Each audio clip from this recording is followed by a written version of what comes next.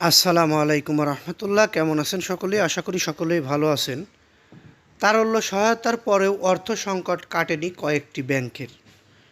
এই ব্যাংকগুলোতে টাকা তুলতে গিয়ে গ্রাহকরা হয়রানি হচ্ছে, তাদের চাহিদা মতো টাকা দিতে পারছে না। সেই ব্যাংকগুলোর নামসহ বিস্তারিত জানতে হলে পুরো নিউজটি আপনাদেরকে একটু ধৈর্য সহকারে শুনতে হবে। দুর্বল 10টি ব্যাংককে 32,120 কোটি টাকার তারল্য সহায়তার পরেও গ্রাহকদের চাহিদা অনুযায়ী টাকা দিতে পারছে না কয়েকটি। টাকা না পেয়ে হতাশায় গ্রাহকরা। কর্তৃপক্ষ বলছে আগের মতো অর্থ সংকট না থাকায় গ্রাহকদের আস্থা ফিরেছে, কিন্তু বাংলাদেশ ব্যাংক বলছেন কেন্দ্রীয় ব্যাংকের উপর নির্ভর করে কোনো ব্যাংক দীর্ঘদিন চলতে পারে না।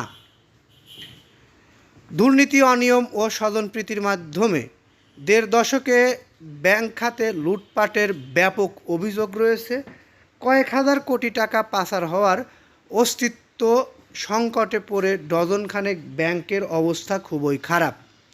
দেউলিয়ার ঝুঁকি থেকে বাঁচাতে দুর্বল ব্যাংকে নতুন পরিচালনা পর্ষদ গঠন করেন সরকার।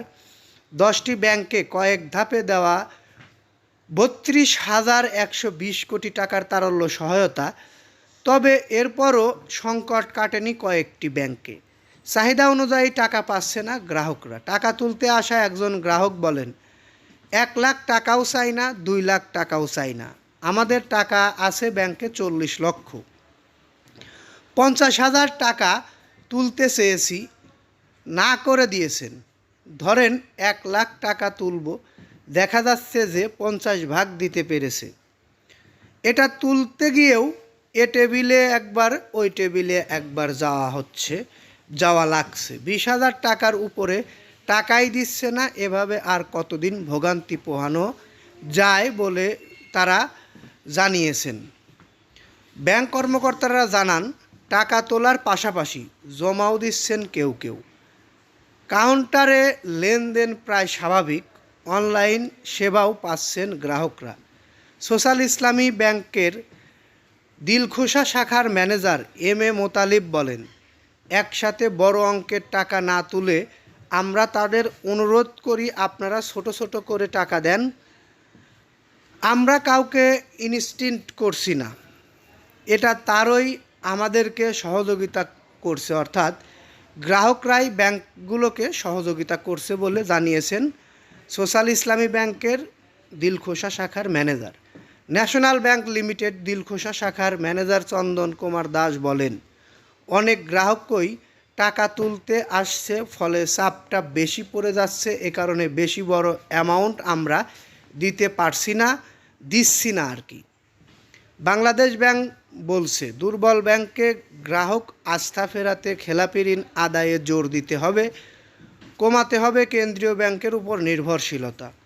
বাংলাদেশ ব্যাংকের মুখপাত্র আরিফ হোসেন খান বলেন, কেন্দ্রীয় ব্যাংকের উপর তাকিয়ে থেকে তাদের উপর নির্ভরশীল হয়ে কোনো একটি ব্যাংক তাদের কার্যক্রম পরিচালনা করবে, এটা কোনোভাবেই কাম্য হতে পারে না।